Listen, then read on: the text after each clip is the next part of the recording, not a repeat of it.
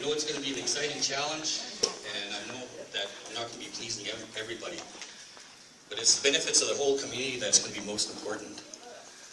I'm not going to be campaigning on a promise of making promises to anybody, but it's to ensure that I have a commitment to the band affairs, which are all the programming and services, and the protection of treaty rights.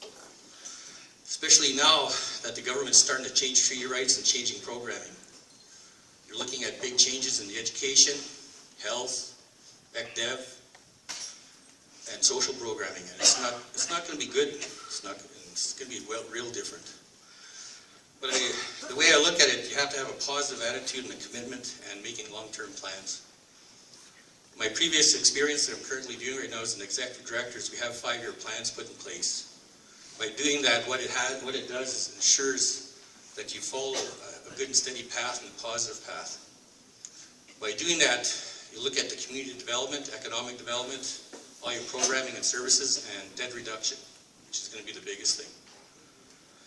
We currently don't know what the debt is, and we'll have to wait till the audit's done, which is usually anywhere between June and August. But that's going to be a lot that's going to have a play into what's going to be happening. My experience that I've had, I've negotiated with federal and provincial departments. I work with a lot of youth, elders, and families. The biggest thing I see is we have to start setting up partnerships. And the biggest thing that we're going to really have to do is look at training and employment for band members first, and then trying to get money after. Because it's you, the band members, that make the community. It's not the band office. Can't rely on the federal government for a lot of their funding because, like I said before, they're changing, especially with losing ESEP, Early Childhood Intervention Program, that's in Saskatchewan. And we have to realize that debt really affects the band. We have to look at it, improving our internal policy procedures. We're going to have to look at opening the books for all the finances, and people have to know what's being really spent.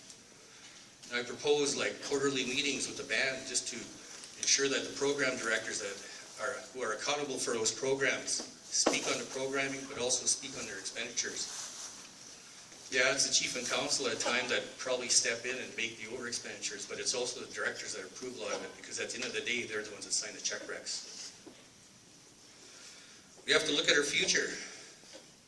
And our future is going to be transparency and accountability. Massive changes will be coming. We don't know what Harper will be doing in the next while. He's made a lot of announcements from the previous, and he has done his changes. And it's going to be tough. When I talk about looking at the programs, it's actually looking at the finances, everything that's currently being done, and what should be done. Looking at housing, roads, water, and what do we really want to do as a community. We have to get guidance. That guidance has to come from you, the membership. That includes elders, youth, women, and the male population. But it's also going to be the workforce that's going to have to make and drive what's happening here. I can't promise a lot of jobs on reserves because honestly, it's probably not going to happen. But there's employment opportunities off reserve. Oil and gas, natural resources, and tourism, for example. We have to really work on something that's going to be empowering our youth and our workforce. They have to succeed in life, education, training, employment, and economic development adventures. Because at the end of the day, money doesn't solve everything, but at least a good motivation and a good workforce can. If elected, my commitment is going to be to you, the membership. I'll try to be the best to do for respect, responsibility, accountability, transparency, and working for the band membership as a whole. I'm not going to sit up here and promise jobs and cash to any individual because it just won't work. We have to go on a right path, a good path. And by ensuring that I get at least, the ideas from the membership, this in turn can be brought back to ensure that at least transparency is there, that if I do set up boards, committees, or whatever, at least the information is getting back to the reserve. And that's going to be the biggest thing. I will hold band meetings. You have to. You have to share what's going to be happening. It's not only but for now, but for our future. I work with youth. I know what's happening. I've seen all the negative effects, but I've seen some good positive effects. And I'd like to bring some of the positive stuff I've done from the place I'm working down here, and it works. It can work.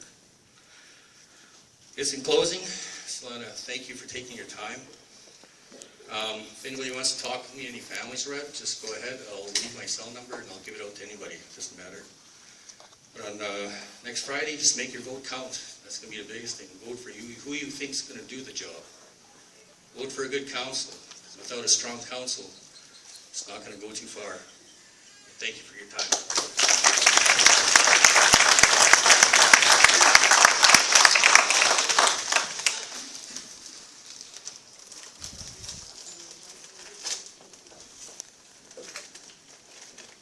Thank you, Warren. Next, we'll move on to Milton Gamble.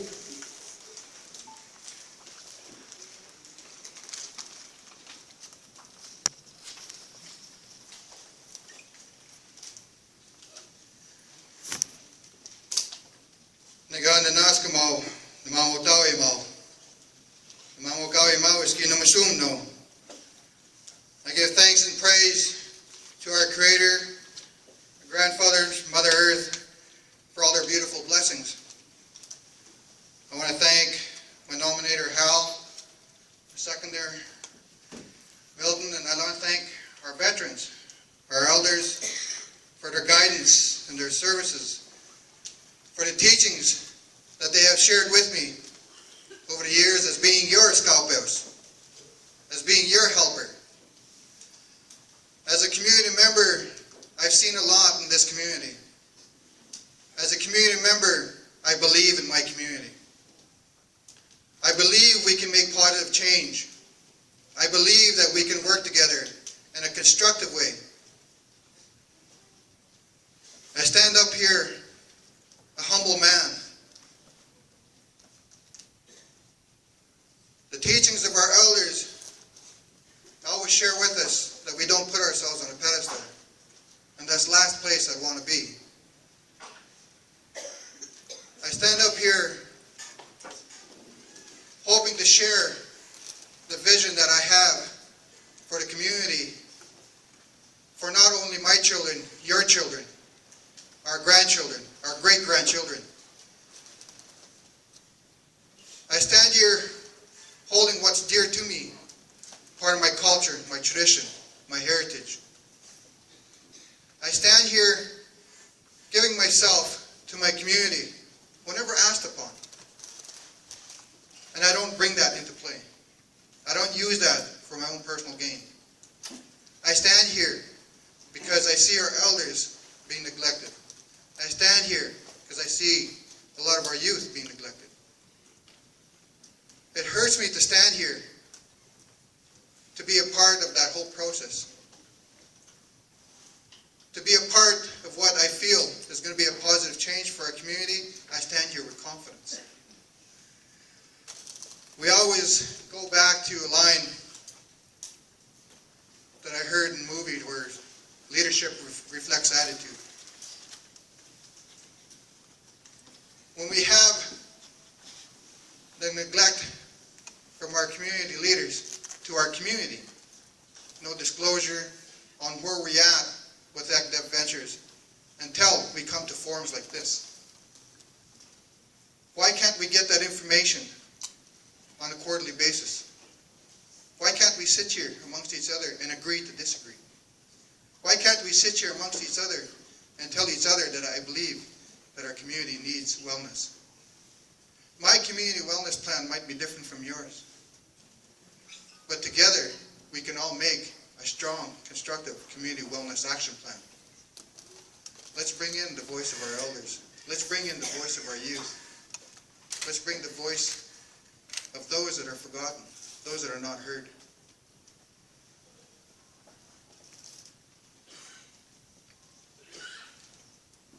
I believe in a new generation of leadership that's going to take this administration to the next level of government. I've had the opportunity to sit around negotiation tables, and I've seen the process that takes place around those tables, and I've seen how this government, this Canadian government that they call Canada, is always chipping away at our treaties. But I don't hear that strong treaty argument voice anymore. I hear them argue on policy. I hear them arguing on funding agreements. But I don't hear them arguing on treaty-based implementation of our rights to education, our rights to housing, the medicine chest clause. Where does it say in their documents that I get second-hand medicine? Where does it say that? Where does it say in that treaty document that we are only allowed so many houses? Show me where it says that, and I'll go and kiss this government's ass. Enough of that quiet voice. Let's get out there and start making that strong treaty argument. Together we can do that. Together as a strong community we can do that.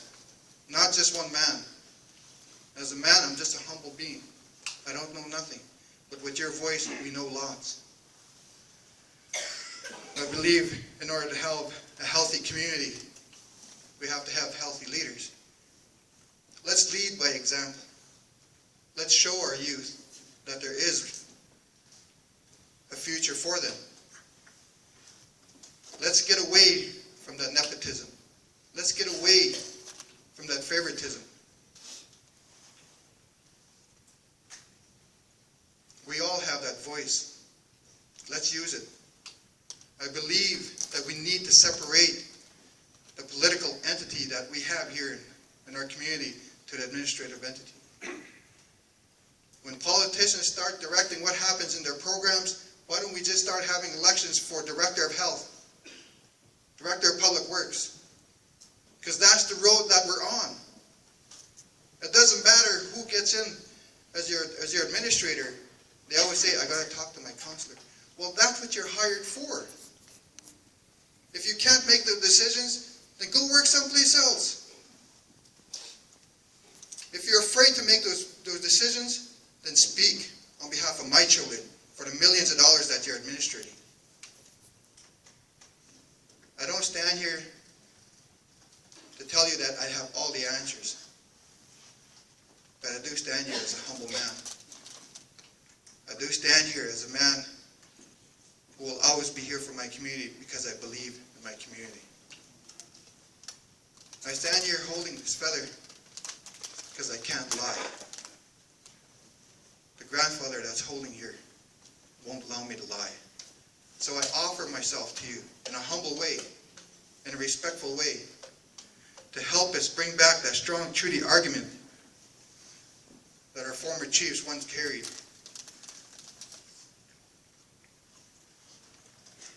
When our elders, our grandfather signed treaty, the first thing we did before we signed those documents was we had ceremony. So our elders always believed that those documents are living documents. They're not only signed between our grandfathers and the crown, but they're also signed with God. So they're living documents. Let's give that voice back to that living document. I offer my services to you to help us bring this community back together. I won't sit here and offer you money for your vote. I won't sit here and offer you money for your time to come and sit around your table. I won't tell you to go and put gas just to share some time with you. My door is always open. I've never closed my door to anybody. Whenever services were requested of me, I come here in a humble way. We have the resources sitting around this room alone to help improve the infrastructure that we have in our community.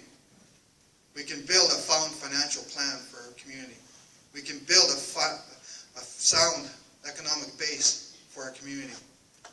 We have the resources here. We have the resources in our community. Let's start using those resources, helping us. As your humble leaders, we should be out there arguing for extra funding. We should be out there looking for extra revenue for our community.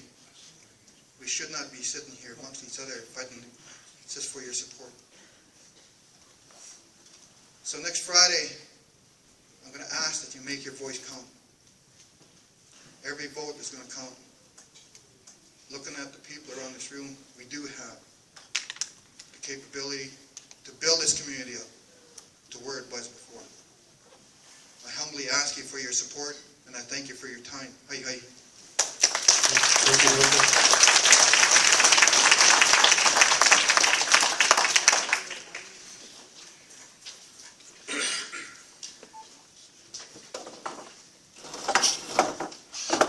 Next on the list, we'll have Raymonda Gardypie.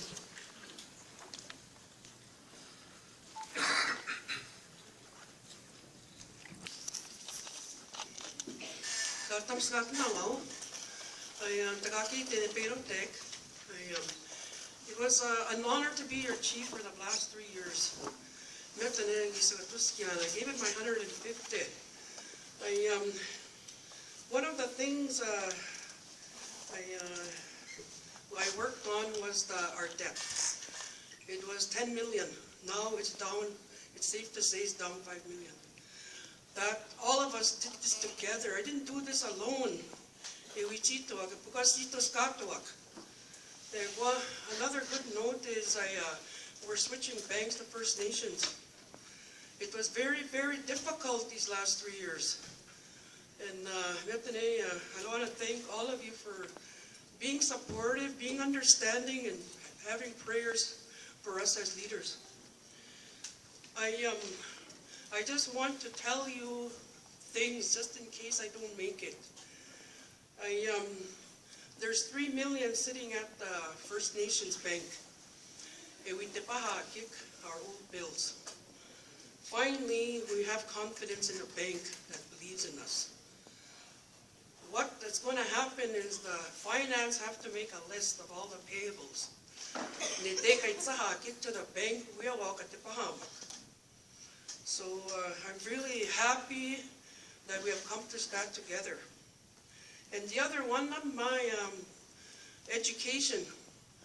We lobbied for money from the province and the feds because we believe in our people. We want them to be successful. So we got 250,000. We went lobbied so that you guys can have some education and training. U of S, university classes in the city. Because we believe in you. So that your kids can you know.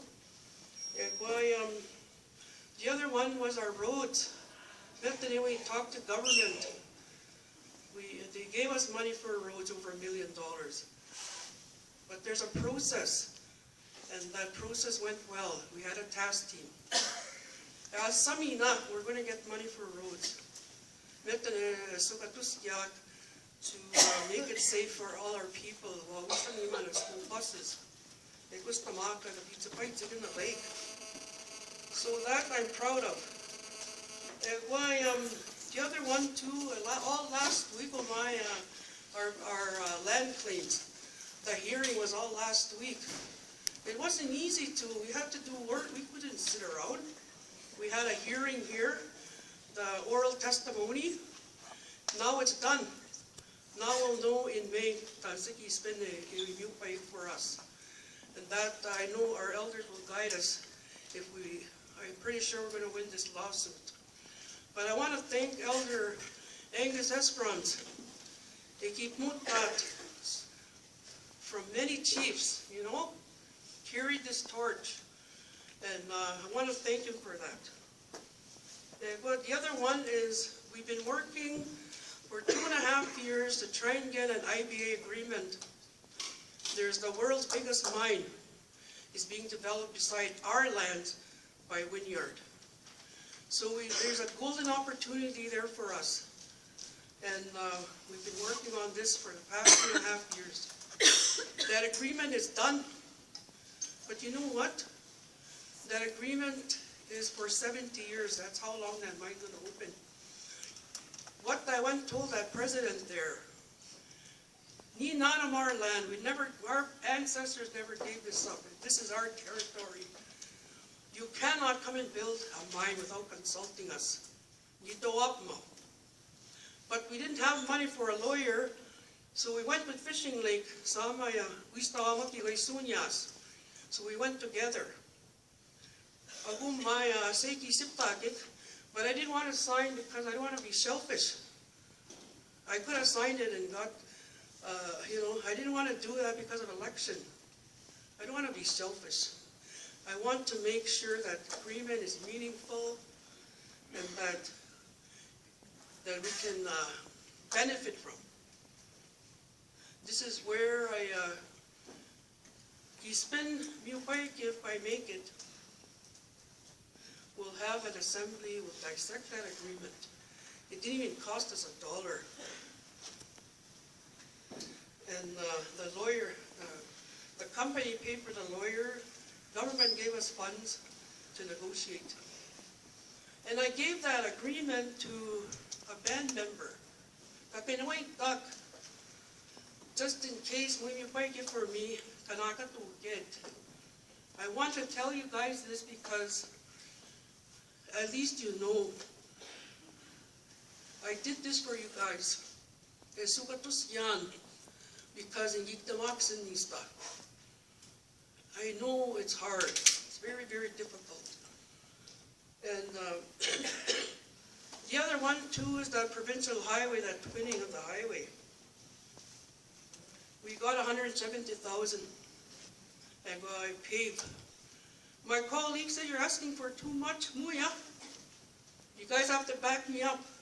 Sunya government. And so I took a chance. The Senate backed me up. You know what? That's what we got. And I'm proud of that. And I'm proud of our store. Grocery store in Oteotlanhag.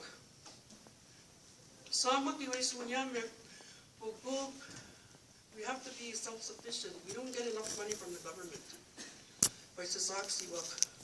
In cutting, and it's really frustrating. But, it was an honor. I've done raising my kids. I was home last night by myself, and this morning too.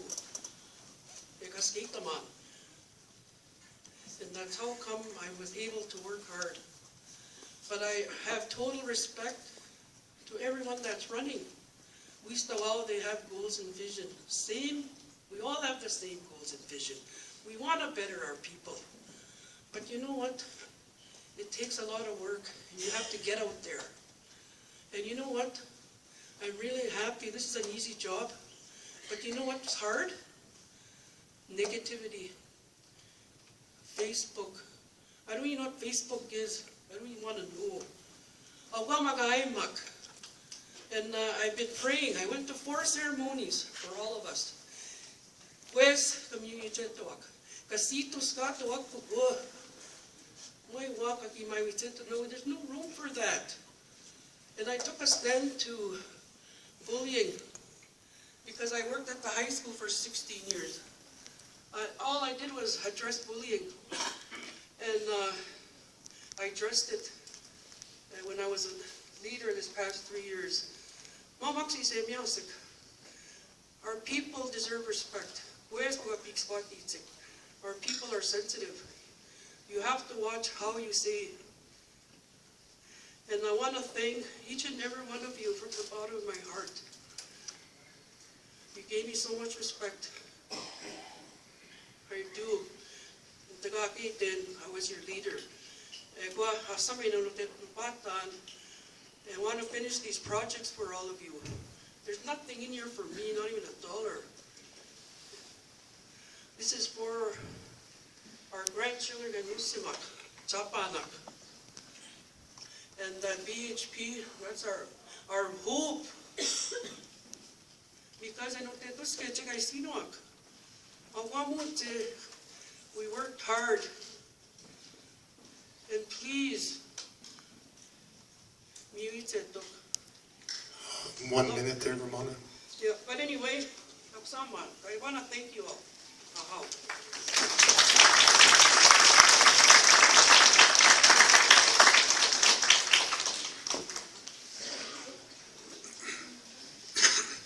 Next, we'll hear from Elwin Cameron.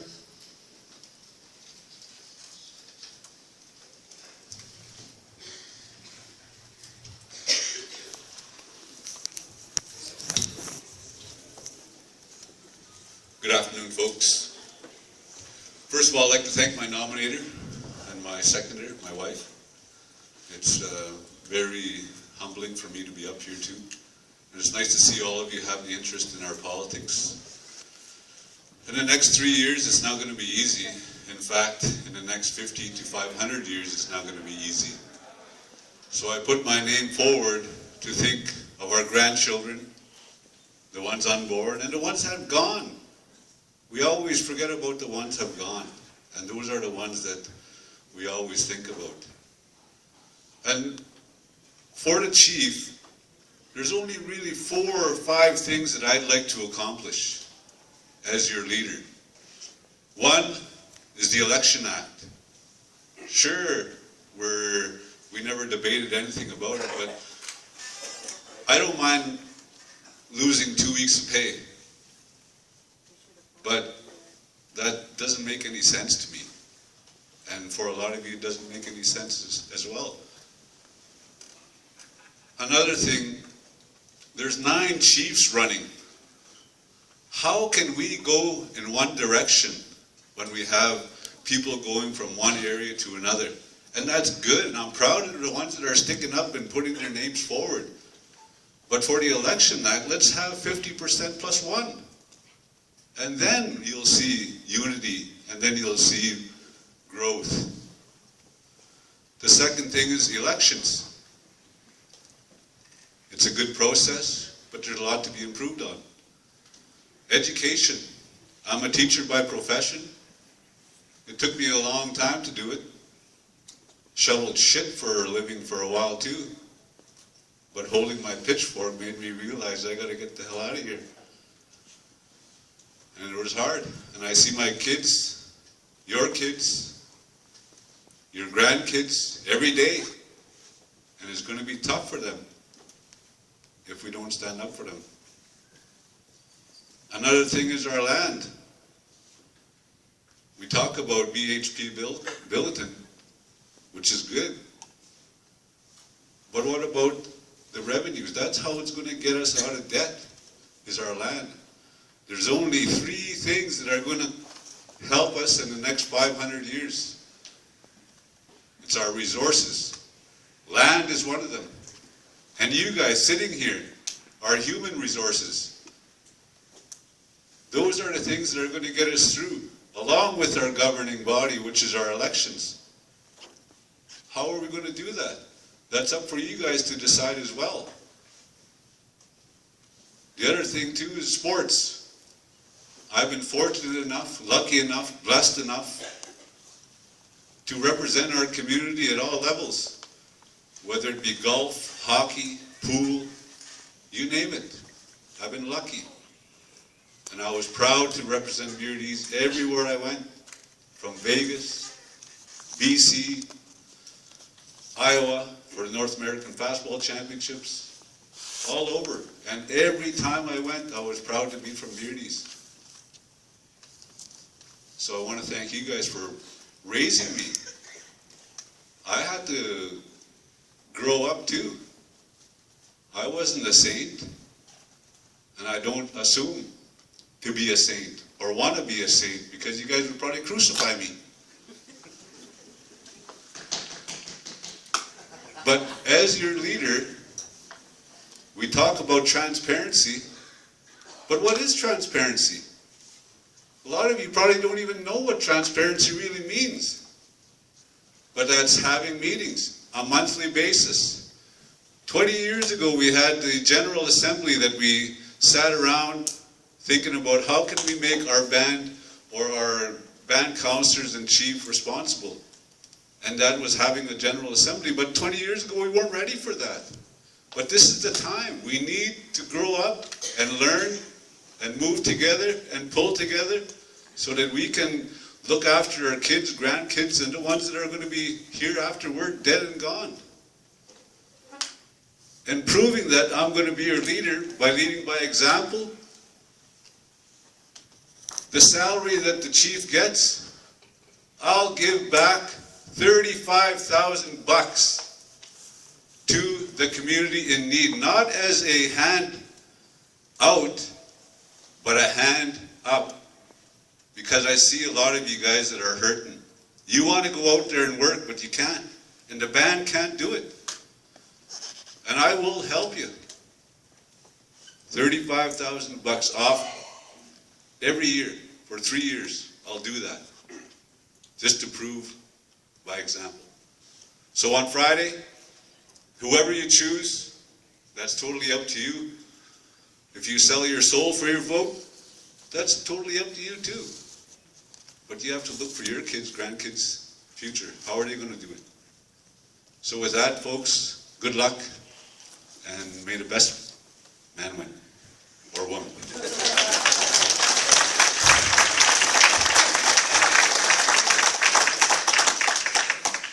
Next, we'll have Rick Campbell. Okay, thank you very much. Thank my mover, my nominator, and my seconder.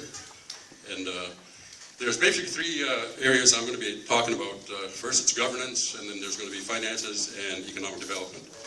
So, a while back, I had seen an advertisement for a constitutional development coordinator. I was quite excited because to me it's addressing governance in its very true form. And unfortunately, it didn't go anywhere, but to me it's something that has to be pursued. For a constitution, for people that don't understand the constitution is about the power of government, but it's also about the government of power. Once a constitution is passed by the membership, it's a contract between the membership and the leadership. The membership are saying that the elected leaders, you can be chief in council, we can't all be chief in council, you be chief in council, you lead our band based on the spirit and intent of our constitution. That's one thing that's very important. The constitution is also the supreme law of the community. And to that end, it's enabling legislation. It enables the leadership and the community to develop laws respecting all kinds of different issues pertaining to governance.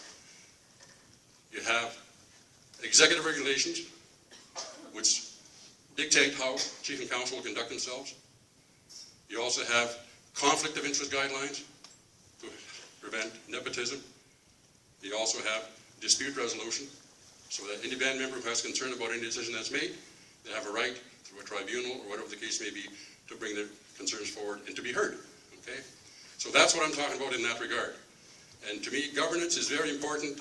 If we are going to go anywhere in the future, we have to make damn good and sure that we have in place a constitution that is going to pull our people together and work as a unit. Because there's rights and obligations in leadership. The leadership have a right and obligation. They have a right to make decisions on behalf of the membership, but they're obligated to listen to the membership. The membership as well have rights and obligations. They have the right to speak to their leaders about what they want to pursue, but they're obligated to listen to leadership. So it's a circle of rights and opportunities, and that's important for us. And I want to tell you today that I've developed a constitution. I developed executive regulations, conflict of interest guidelines, dispute resolution, election act, land management act, and those are in place right now. In fact, I gave a copy of them to one of our aspiring young leaders, and I told him, look, start working on it. It doesn't matter. It has to be introduced at the next band meeting. Operational band meeting. Every year we're supposed to have an operational band meeting. That's where you tell your people what your annual budget is. We haven't had that for the last 3 years. Why is that? I don't know. But it's up to the leadership to tell you when they come and speak. Okay? Now, as far as finances go, I cannot speak on finances. I cannot speak on the deficit because we don't know what it is. Where's our audit? How come it wasn't presented to our membership? It's important for us to know what the audit is and what the deficit is so we can start addressing it. And I'll tell you right now, I have nothing but sympathy out of empathy for this last chief and council because the way we're funded. 10 of our programs are contribution agreements. You can't have a surplus. So how the hell are you supposed to address your deficit if you can't have a surplus? Okay? Then you have 3 million or so pooled money in the affairs calls. And that's money that they put into a pool. You can use it for capital projects. If you want to gravel 10 miles of road, it's going to cost you $50,000. What does INAC tell you? Yeah, we'll approve it. Go ahead and gravel that road, but go find that 50 million or 5,000, whatever it is, you're going 50,000. Okay? Then you have to go to the bank, borrow money, gravel the roads. They come out and inspect. They pass it. and then you get your money back, usually about 5-6 months after it's finished. And by then, you borrowed money at 24%, 20%, whatever the case may be. It's difficult. So I'll tell you right now, people complain about deficits.